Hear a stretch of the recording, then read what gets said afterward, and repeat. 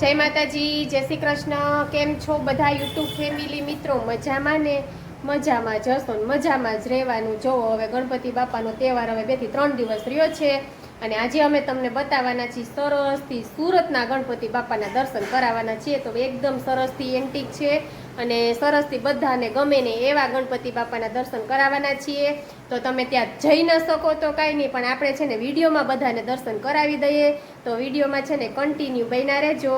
અને જો મમ્મીની તબિયત થોડી ખરાબ છે તો તે સૂતા છે અને આપણે વિડીયો બનાવવાનો ચાલુ કરી દીધો છે અને ઓલરેડી છે ને આપણે વિડીયો મોડો બ્લોગ ચાલુ કર્યો છે, કેમ કે આપણે છે ને એકલા હતા એટલે રસોઈ બનાવી, કામ કર્યું એટલે થોડું મોડું થઈ ગયું છે. એટલે હવે છે ને અમે જમવાની તૈયારી બસ છે. આપણે શાક બની ગયું છે, સંભારો બની ગયો છે, રોટલી રોટલા ઓનલી ફોર બધી રસોઈ બની ગઈ છે. અને હવે આપણે છે ને જો વિડીયો બનાવવાનો ચાલુ કરી દીધો છે અને વિડીયોમાં કન્ટિન્યુ બન્યા રહેજો. આજે આપણે ગણપતિ બાપાના દર્શન કરાવશું અને અત્યારે ફૂલ તડકો છે અને આ છે ને આ પડશે ને ત્યાં, કેમ કે છે ને ખાટલો બહાર કાઢ્યો છે, એની ઉપર ગાડલું તપાવ્યું છે, તડકો છે ને એટલા માટે. તો ક્યાંય પ્રકૃતિબેનને શાંતિ નથી. જો આ ગણપતિ બાપા કેટલા સરસ છે, કેવા સરસ પ્લાનિંગ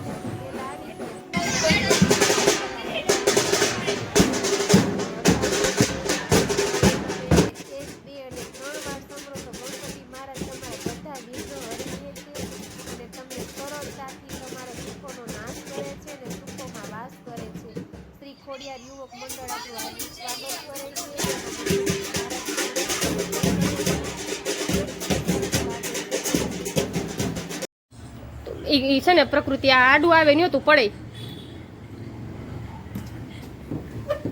અને આજે ક્યાંય રવિવાર છે ને તો શાંતિ નથી. હવે તો હું એમ કહું કે કાલે રજા. જો તારું હોમવર્ક આવી ગયું છે મોબાઈલમાં, લઈ લે, જા જોઈ લે.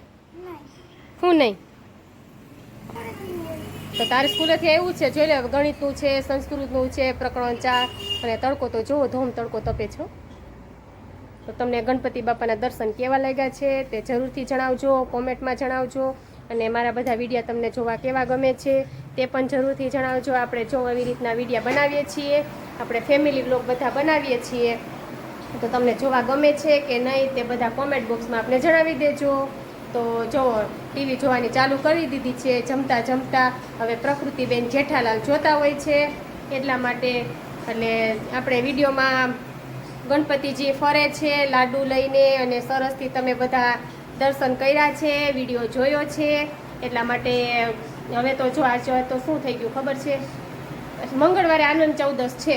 પણ અહીંયા અમારા જૂનાગઢમાં એવું છે કે 5મે દિવસે, 7મે દિવસે, 3જે દિવસે, 8મે દિવસે, 11મે દિવસે ઓલરેડી એમ પધરાવી દેતા હોય છે. અને સુરતમાં ને એવા મોટા સિટીમાં છે ને આનંદ ચૌદસને દિવસે જ પધરાવતા હોય છે, અને ત્યાં જાહેર રજા હોય છે. જો અહીંયા અમારે છે ને જાહેર રજા નથી આવતી આનંદ ચૌદસની, કેમ કે બધા છે ને એની રીતે પધરાવી દેતા હોય છે. એટલે અમારે પ્રકૃતિબેને ગણપતિ બાપા જે બેસાડ્યા છે ને એ અમે કાલે છે ને એનું વિસર્જન કરશું, તે વિડીયો બનાવશું આપણે ઓલરેડી તમારી સમક્ષ. અને આજે છે ને આપણે કથા પ્રકૃતિને આપણે છે ને હું વાંચવાની છું એવી આપણે, કેમ કે એને નાના એવા સરસથી હરખથી બેસાડ્યા છે, એટલે આપણે કાંઈ બહુ મોટી કથા એવું નથી કરવાનું. આપણે હું વાંચી લઈશ એવી રીતના આપણે એનો ગણપતિ બાપાની કથા કરી નાખશું, સત્યનારાયણ ભગવાનની. અને પ્રકૃતિબેનને બસ મન પૂરું થઈ જાય એ માટે. તો એ પણ વિડીયો તમારે કાલ તમારી સમક્ષ રજૂ થઈ જશે, તો એ પણ વિડીયો જોઈ લેજો. તો ચાલો હવે આપણે વિડીયો કેવો લાગ્યો છે તે જરૂરથી જણાવજો. એટલે આપણો વિડીયો અહીંયા પૂરો કરીએ છીએ. તો જય માતાજી, જય શ્રી કૃષ્ણ અને બાય બાય.